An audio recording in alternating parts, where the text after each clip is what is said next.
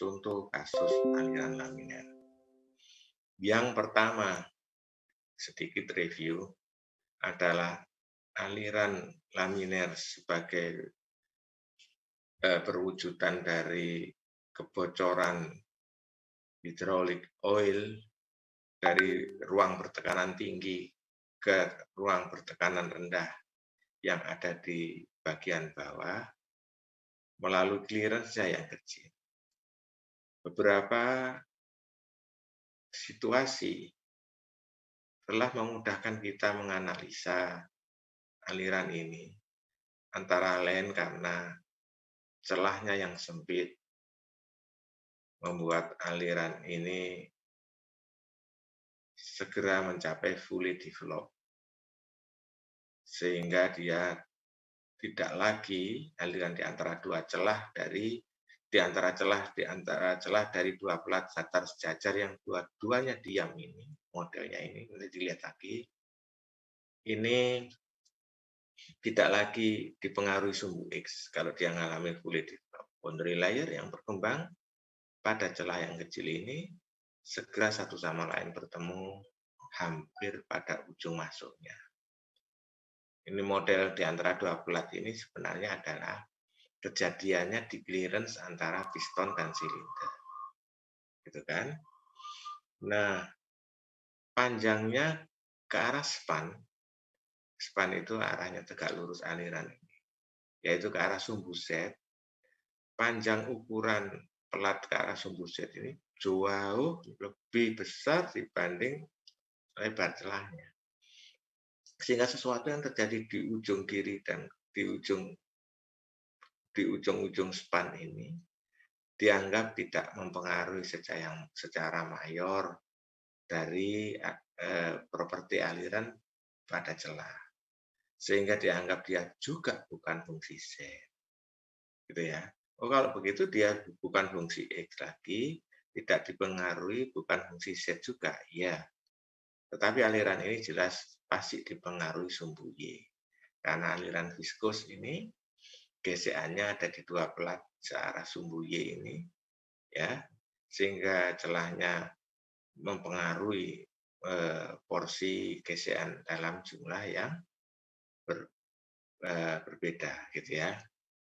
Kecepatannya jelas dipengaruhi sumbu, sehingga kita memperlakukan aliran ini sebagai aliran satu dimensi, yang tentu saja persamaan diferensialnya akan jauh lebih mudah dibandingkan aliran dua dimensi, apalagi dibandingkan aliran tiga dimensi. Nah, mengapa aliran ini disebut laminer? Karena dia memiliki bilangan Reynolds yang sangat rendah, di bawah bilangan satuan, gitu ya. Dia sangat rendah, nanti ada contohnya. Ya, ini sedikit mengulang, nanti saya juga akan diskusikan bersama saudara PR-nya yang telah dilakukan. Nah, sehingga kita berhadapan dengan aliran yang sangat sederhana. Ini ada reasoning-nya tadi, mengapa satu dimensi, mengapa laminer. Ya, bilangan Reynolds rho VA bagimu, karena celahnya A-nya kecil sekali, ya, debitnya bocoran rendah, sehingga kecepatannya juga sangat rendah, maka kita dapatkan bilangan Reynolds itu rendah. Aliran satu dimensi, aliran laminer satu dimensi ini persamaan diferensialnya mudah diselesaikan.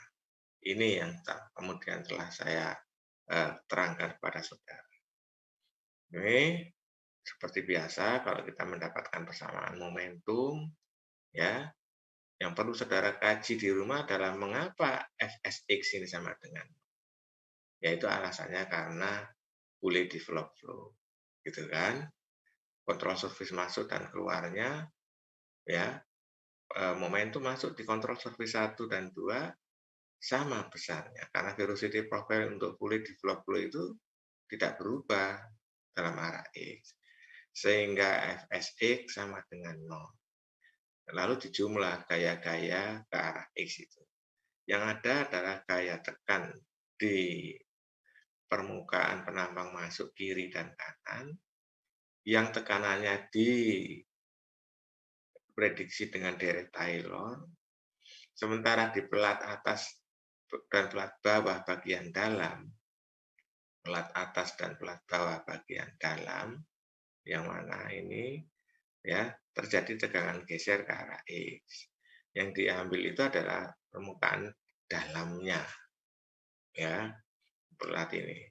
Nah, di dalam model matematiknya itu kita akan dapatkan kontrol volume yang sangat kecil, mikro dengan ukuran dx dy.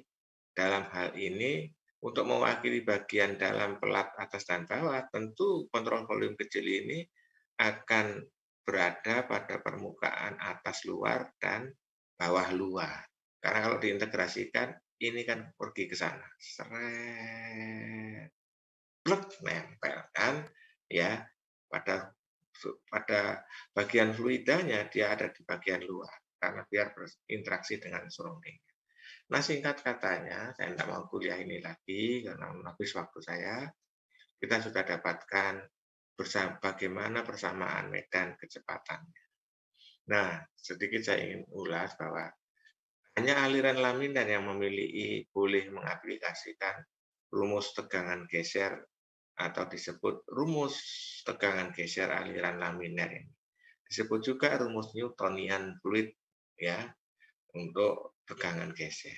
Ya, ini hanya untuk aliran laminar. Karena turbulen memilih bentuk persamaan tegangan geser yang empirik, tidak analitik semacam. Inilah yang memudahkan kita, ada rumus universalnya, rumus analitiknya, sehingga kalau ini dimasukkan, saudara akan dapatkan persamaan medan kecepatan U sebagai fungsi Y. Jangan tidur ya, konsentrasi. Nah, ini adalah persamaan 85. Ya, adalah persamaan yang didapatkan yang saudara harus mengevaluasi, mengobservasinya di rumah dengan sendirinya. Ya, ini adalah persamaan medan kecepatannya. Shear stress distribution-nya adalah turunan dari U ini, ya atau langsung ke sini, nanti di atas kan sudah didapatkan tegangan gesernya. Ya, atau ini diturunkan ke Y kali mu gitu ya. Nah, tapi hasilnya ya sama dengan ini. Oke. Lalu volumetric flow rate-nya jangan lupa adalah U dA ya. V vektornya kan U. Ya, U-nya masuk sini persamaannya. Bawah ya. Lalu dA-nya ada L dy. Lihat model matematiknya yang di depan. L itu adalah panjangnya ke arah lebar ya, elemen ke arah lebar celah gitu, ke arah celahnya ya. Nah, dy-nya adalah bagian elemen kecilnya itu. Sehingga saudara dapatkan ini. Nah, sudah. Ini adalah review sedikit. Lalu kita dapatkan profil kecepatannya ini dan dapatkan juga debit bocornya. Sekali lagi kita mendapatkan gradien tekanan ini adalah negatif. Karena tekanan ini berawal dari titik 1 turun ke titik 2. Lebih besar tekanan dari titik 1. Sehingga dpdx-nya itu negatif. Kalau dpdx positif itu tekanan di duanya yang lebih besar dari 1. Debit ini menandakan kita sudah bisa menghitung berapa jumlah minyak turumas, jumlah minyak hidrolik yang bisa bocor melalui clearance antara piston dan silinder hidrolik. Oke. Nah, ini adalah hasilnya. Profil kecepatannya adalah parabolik sesuai dengan yang sudah kita dapatkan persamaan. Ingat, dua pelat ini adalah dua-duanya dalam keadaan dia. Oke. Nah, kita mulai membahas PR-nya. Kasus yang kedua ini terjadi di mana? silakan saudara ikut berkontribusi dalam diskusi ini supaya tidak diam saja. Oleh saya catat nilai diskusinya. Kasus ini aliran laminer juga, melalui celah kecil juga. Tetapi terjadi di mana dia? Ya, Pak. Silakan. Namamu sebut langsung. Dewa, Pak. Dewa. Kalau iya, betul. Iya, silakan. Yang kedua ini terjadi pada jurnal shaft yang berputar pada bearing yang diam, Pak. Baik. Oke. Laminer juga kan, Dewa? Iya, Pak. Baik. Mengapa dia laminer? Saya yang jawab juga, Pak. Oke. Mengapa? Kalau dilihat-lihat sama dengan analisis yang terjadi pada piston itu, komponen ke arah Z-nya, dia juga dianggap infinity karena panjangnya terlalu panjang jika dibandingkan dengan gap ya antara jurnal sama bearingnya. Terus komponen ke arah X itu merupakan komponen keliling jurnal yang berbentuk lingkaran karena arah gerak fluidanya mengalir di sekeliling lingkaran. Iya. Terus untuk kecepatan fluidanya juga flow rate-nya kecil karena gap-nya kecil gitu. Sehingga bilang Raynaud-nya kecil juga. Oke. Baik. Mengapa dia bukan fungsi X? Karena ke arah komponen sumbu X itu udah fully develop, Pak. Baik. Gap yang kecil. Baik. Sempurna. Oke. Apakah dua pelat datar ini sejajar ini dua-duanya diam?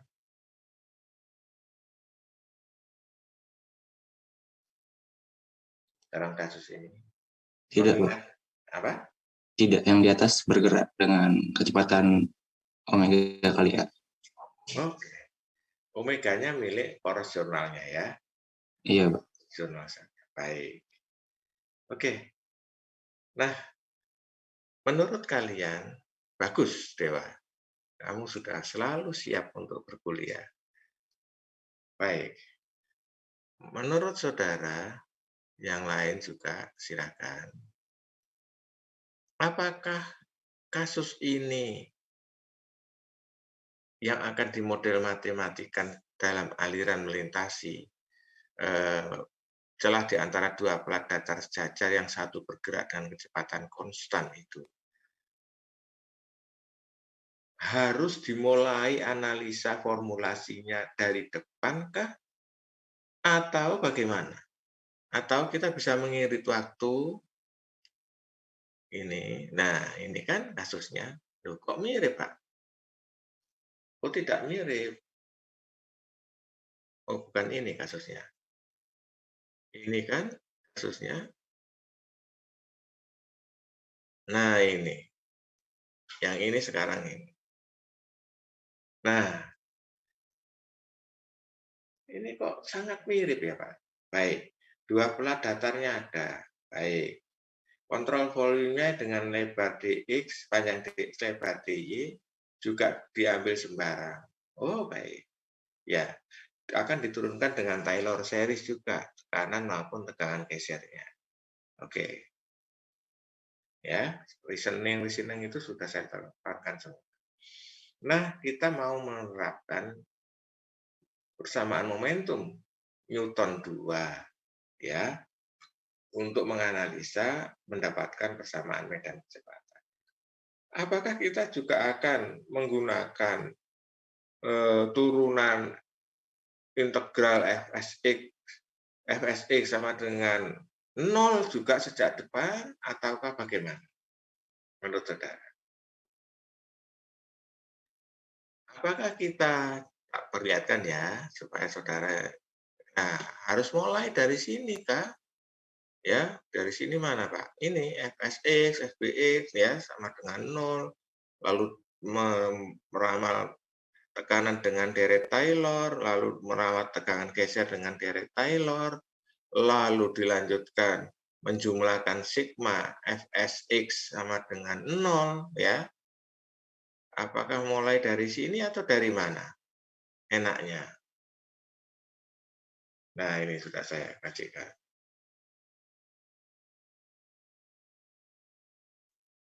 Oke, persamaan gaya dari depan kah ataukah bagaimana? Ini sudah saya PR-kan loh, dan semua sudah mengumpulkan. Mestinya sudah harus bisa jawab.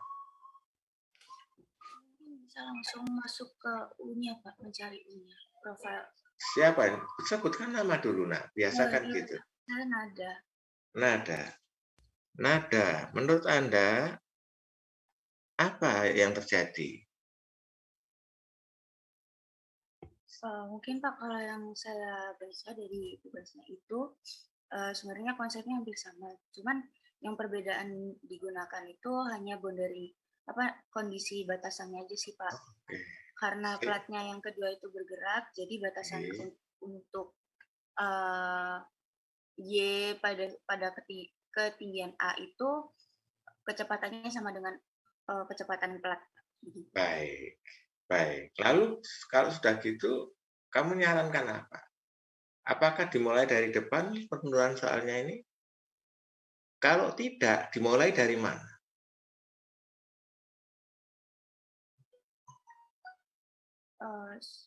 Kalau menurut saya Pak, kalau sama aja mungkin langsung bisa masuk ke dalam persamaan U-nya aja Pak. Oh ya tidak, tidak persamaan U-nya. Mulainya tidak di situ. Memang iya, tapi yang ada di halaman presentasi yang saudara lihat itu, sebaiknya mulai dari mana? Apa yang bisa kita katakan? Oh, dari sini masih sama, gitu ya. Oke, dari sini masih sama, dari sini masih sama, kan? Apakah persamaan 83 masih sama? Ada? Benar Pak. Masih. Oke, karena penjumlahan gaya itu masih berlaku, kan? Nah, apakah di tegangan B tau YX DY del P del X sama dengan konstan? Ini, lihat kursor saya. Apakah masih bisa dipakai? Masih Pak. Kenapa? Karena alirannya. Karena kontrol volumenya diambil sembarang. Lokasinya itu loh. Ngerti tak maksudnya? Kenapa dia konstan? Konstan artinya apa? Berlaku untuk sembarang pasangan Y dan X. Itu kan, ini loh. Ini diturunkan ke DY, ini diturunkan ke X. Kok konstan? Maksudnya apa? Lihat kontrol volume yang ada di depan ini. Ini. Kok bisa ke situ sih?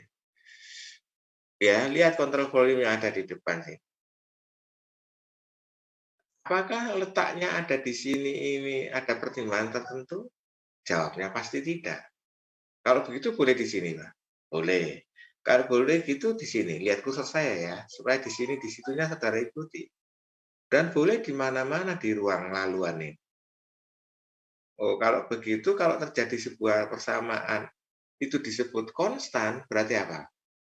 Karena dia berlaku di mana-mana, di sembarang Y dan E, gitu kan? Oke ya. Nah, sehingga kata nada sampai dengan persamaan ini dia masih konstan. Oke. Ya. Nah, kemudian tegangan geser diinsertkan untuk aliran laminer, ya, lalu menghitung C1 dan C2-nya. Ini bagus. Nada tadi mengatakan mulainya 84 ya.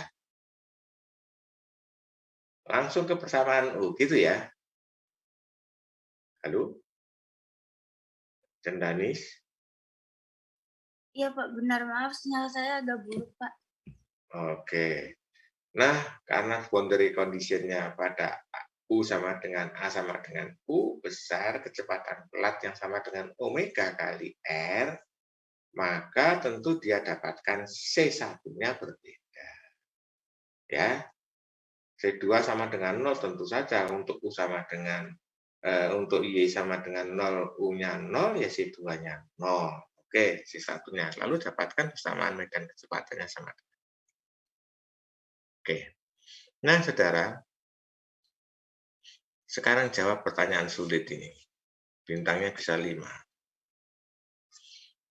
Kalau di bagian kita tadi bicara sistem hidrolik, kasus 1 aliran laminer yang 2 pelatnya dia, itu terjadi dpdx. Ya kan? Mana, Pak? Ini loh, terjadi dpdx. Ya, dpdx-nya. Oke. Nah, dpdx ini terjadi kenapa? Mari kita lihat. Menurut saya, saya. Nah, dpdx itu ada karena apa, Pak ini? Ya karena operasional condition-nya. Ada beda tekanan akan ada aliran. Gitu kan? Jadi kasus 1 ini kalau ditanya dpdx-nya seperti apa? Karena kondisi operasi. Ada sistem hidrolik, pistonnya menekan minyak sehingga tekanan P1-nya lebih besar dari P2. Kalau ini diambil sebagai sumbu X, berarti kan ada perubahan tekanan ke arah X. Kenapa negatif? Sebab P1-nya lebih besar dari P2. Ya, yang disebut positif kalau apa? Kalau P1-nya lebih kecil dari P2. P2 lebih besar dari P1. Nah, itu adalah perkara dpdx. Nah, saya mau tanya. Kasus yang ini sumbu X ya, perhatikan. Di persamaan tadi yang nada Ayu Cendanis bilang ada dimulai dari U sehingga didapatkan karena boundary condition-nya beda itu. Persamaan medan kecepatan yang baru itu juga mengandung dpdx. Menurut saudara, kalau saya kasih ini P1 dan P2 untuk kasus jurnal bearing ini karena apa? Itu yang mestinya saudara masukkan di tulisan PR-mu. Menarik analisanya. Kenapa? Kenapa ada perbedaan P1 dan P2? Kenapa kadang kasus yang terjadi di kasus kedua ini mengatakan bahwa celah di antara jurnal bearing itu ya itu bisa mengakibatkan P1 sama dengan P2 sehingga dpdx-nya sama dengan 0 gitu ya. Oke. Bisa juga P1 dan P2 punya dpdx. Jadi bentuk celah itu mana? Ini dalam sini lingkaran ya, yaitu ke arah keliling ini dijumpai ada celah memanjang ke arah X karena ini diameternya beda sedikit gitu ya. Kalau dimodelkan kan seperti ini. Ini aliran melintasi keliling jurnal kata Dewa tadi. Iya, dia berarti searah X yang dipilih adalah arah keliling jurnal. Tidak seperti yang tadi piston ya. Arah X-nya panjang piston, bukan keliling piston. Ini L sama dengan PD adalah arah aliran minyak. Rumah. Oke. Nah, sekarang ada dpdx sama dengan 0. Ada dpdx karena negatif, ada dpdx sama dengan positif. Untuk kasus yang dibahas ini. Jadi, model celah ini tergantung kepada pembebanan poros di dalam bearingnya. Saat ada batang poros, ya, menerima beban tegak lurus, bukan beban torsi, ya, tetapi beban bending, ya. Kamu kan sudah mendapat statika struktur kan, elemen mesin juga kan. Saya punya poros, saya bebani Dari sini, tegak lurus aksisnya. Dia bisa melendung. Ya. Oke. Nah, tergantung situasi itu kata elemen mesin, bentuk dari celah ini bisa celah dengan lebar A sepanjang X yang sama. Oh, A ini bisa terus sepanjang X sama. Bisa mengecil, ya, bisa mengecil, bisa pula membesar. Mengecil searah aliran itu kayak nozzle. Membesar searah aliran itu adalah seperti difusor. Dengarkan baik-baik ya, jangan tidur. Oke? Nah, sehingga kasus ini tadi dikatakan, saya mundur lagi ke sini, kata nada tadi, kita mulainya dari sini aja Pak, ya. Hanya dengan boundary condition-nya saja sudah dapat persamaan 88. Nah, di PDX-nya ini bisa berupa 3 situasi. Kalau ini sama dengan 0, otomatis suku kedua ini semua 0. Tinggal U sama dengan U kali Y bagi A. Berarti profil kecepatan U adalah linier.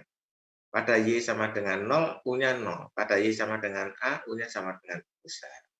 Itu sudah pernah dibahas di contoh soal Matkul 1 di jurnal Bearing. Oke, pada saat kita membahas viskositas. Oke, kalau dpdx-nya 0. dpdx yang sama dengan 0 itu pada situasi apa? Siapa bisa jawab? Kembali ke gambar tadi. Ya, dpdx bisa sama dengan 0. Sehingga rumusnya itu belakangnya 0. Nah, kalau gambarnya ini, ya, dpdx sama dengan 0 itu, astagfirullah.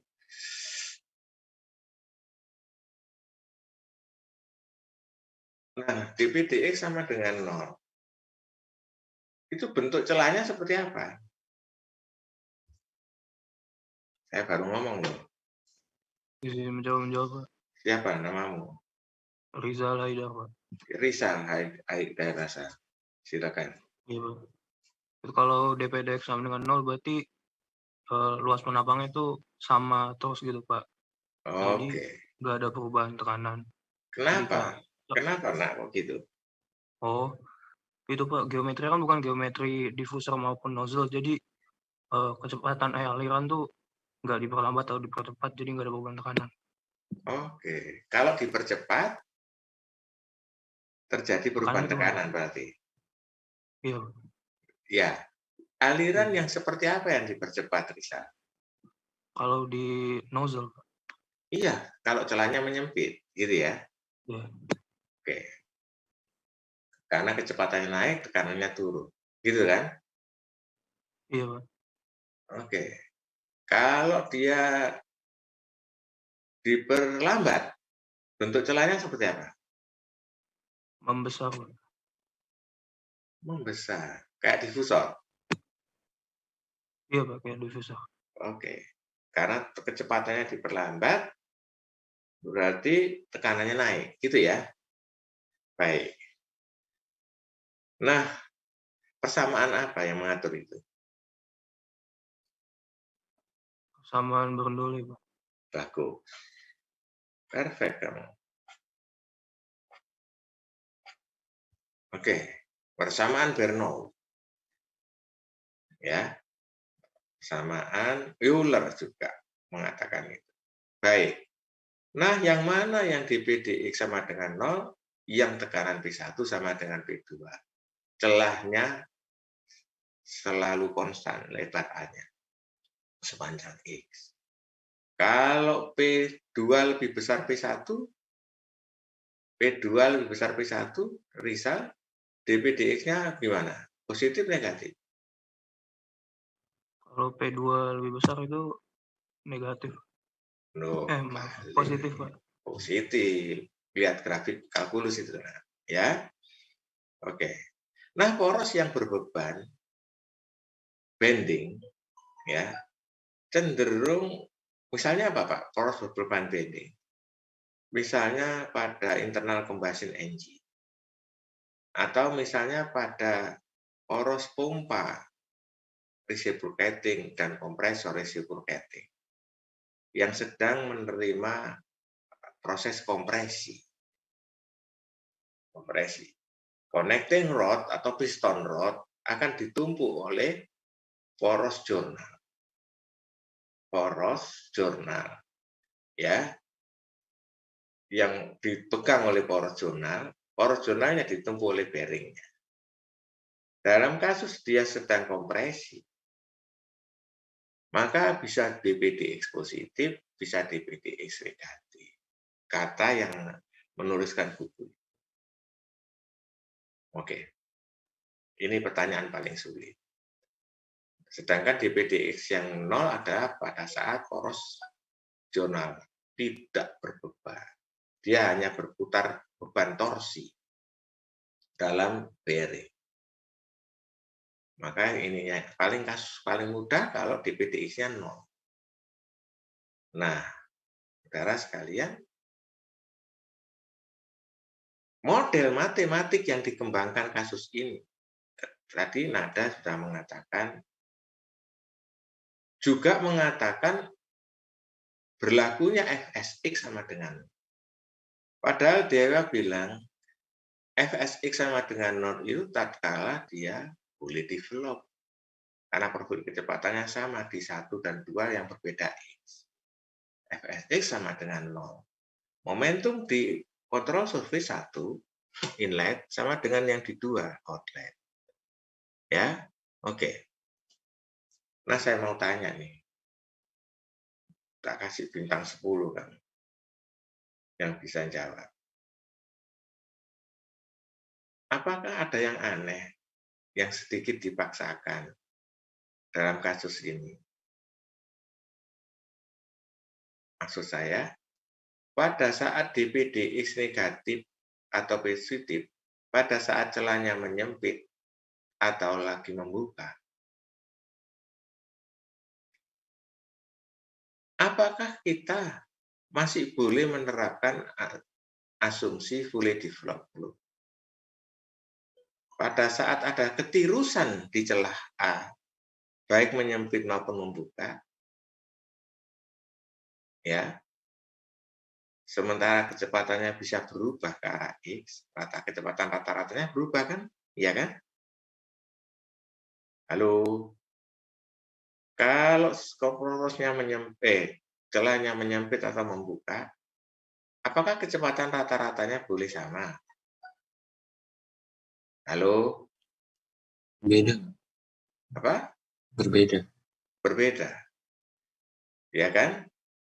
Kalau kecepatan rata-ratanya berbeda, bisakah aliran itu fully develop?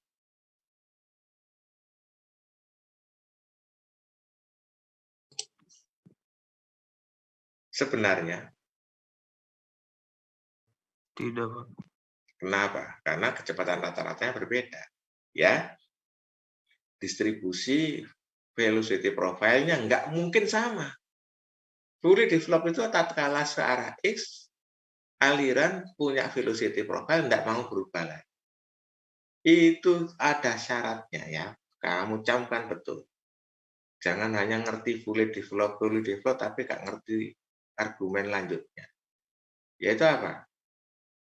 Fully develop hanya terjadi pada celah atau diameter laluan yang selalu konstan. Oke. Tatkala saya studi doktor di Jerman, saya bertanya kasus ini ke yang patut saya tanyai, yaitu ke asal buku Fox-McDonald itu diterbitkan. Oke. Kenapa harus nunggu di Jerman, Pak? Menyuratinya, mengemailnya. Karena kalau di Indonesia saya pasti tidak diperhatikan.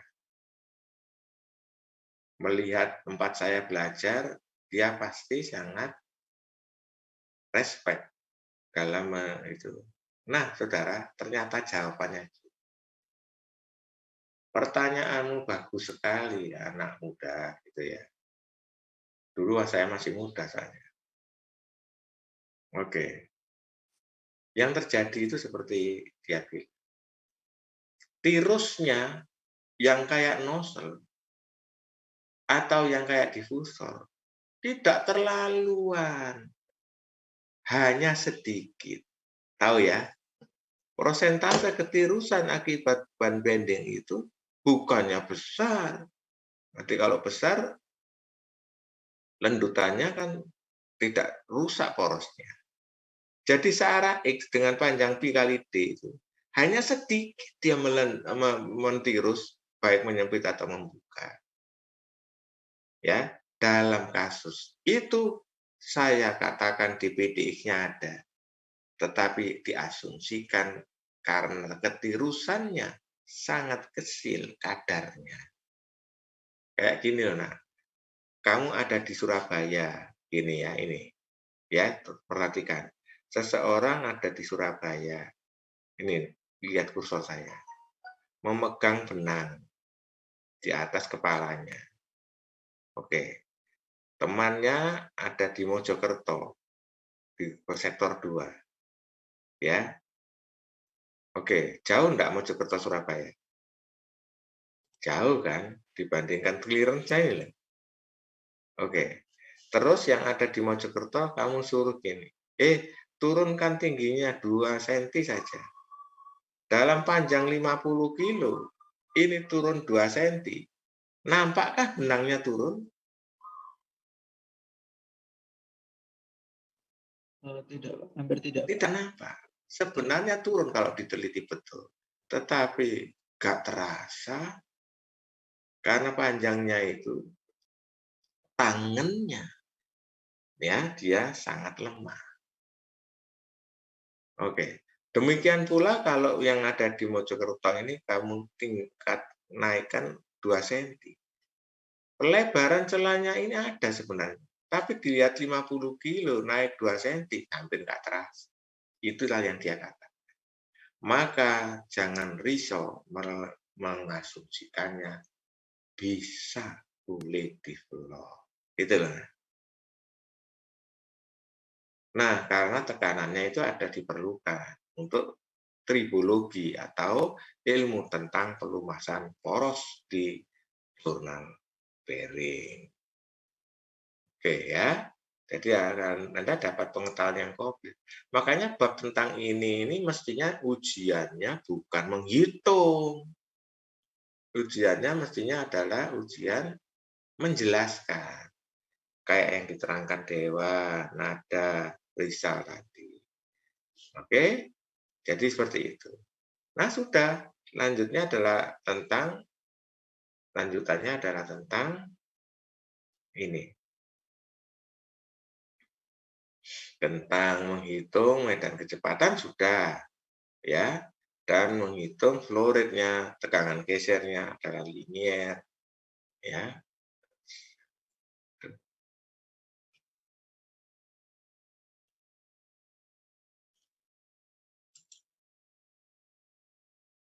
Oke. Lalu berapa konsumsi minyak pelumasnya, debitnya juga sudah bisa dihitung.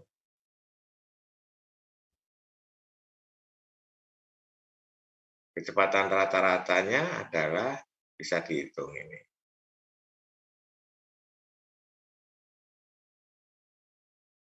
Nah, karena dia diasumsikan fully developed, mudah sekali dimengerti bahwa ya kecepatan rata-rata ini tidak berubah juga searah X.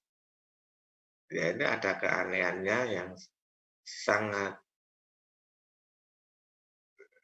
kontradiktif, tapi sebenarnya itu logis untuk diasumsikan.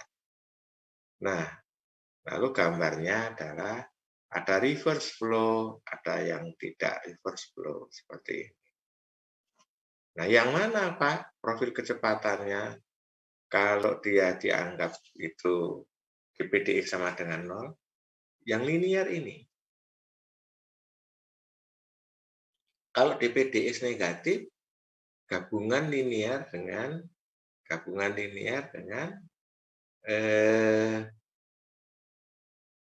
oke, dengan pangkat 2. Mana rumusnya untuk menghitung itu? Ini ya. Oke. Ini kan gabungan linear superposisi dengan pangkat 2 paraboli. Ya, kalau DPD-nya negatif, oke. Ya, oke kan ini hasilnya ini berarti ini plus tapi ini sebenarnya min. Profilnya adalah profil yang dia tetap tidak reverse flow.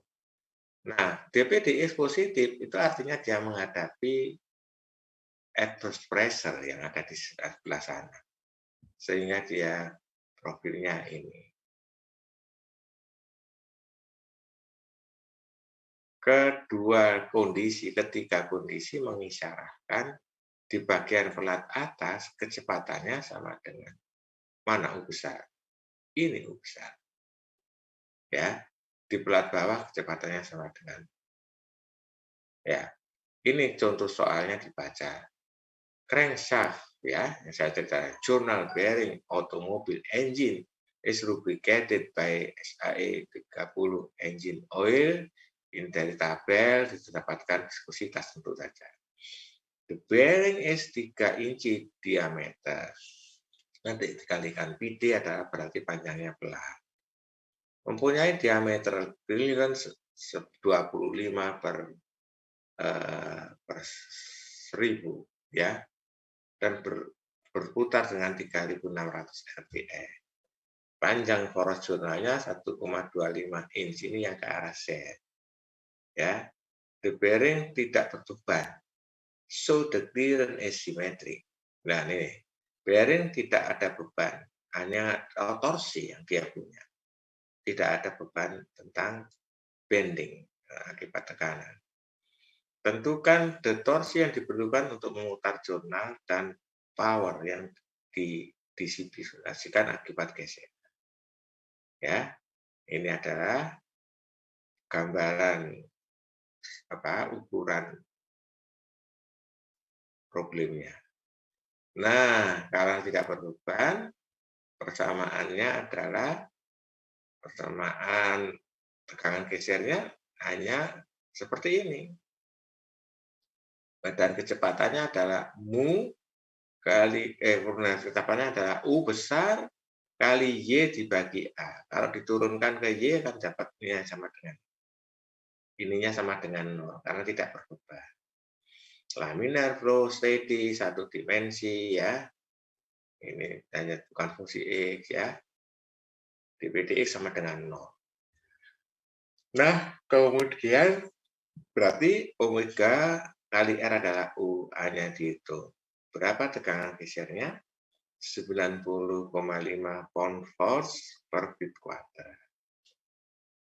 Nah, tegangan geser dikalikan dengan luas gesekan, panjangnya jurnal dikalikan kelilingnya, ya, yaitu PD kali R dikalikan panjang L-nya, lebarnya. Itu adalah luas gesekan. Adalah gaya F-nya. Atau PD kali R, ya.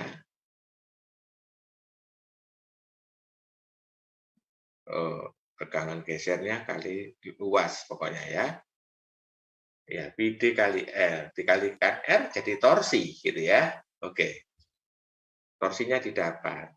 Nah, torsi kali omega ini kemudian saudara dapatkan harga gaya yang diperlukan untuk memutar poros itu. 0,634 horsepower. Kecil. Ya. Rho UA, kita cek sekarang berapa Reynolds number-nya. Ya. U-nya tahu tadi omega kali R, spesifik gravity minyak pelumasnya kali Rho H2O adalah Rho-nya minyak pelumas, mu-nya dari tabel. Yaitu ini ada berapa? 1, pokoknya dihitung ya ini ya. semua ada H2O kali SG-nya minyak pelumas, tadi tekanan dan temperaturnya diketahui kan, maka Reynolds number-nya tidak sampai 50, 43,8. Jauh lebih kecil dibanding 1.500. Jadi aliran ini adalah aliran laminer.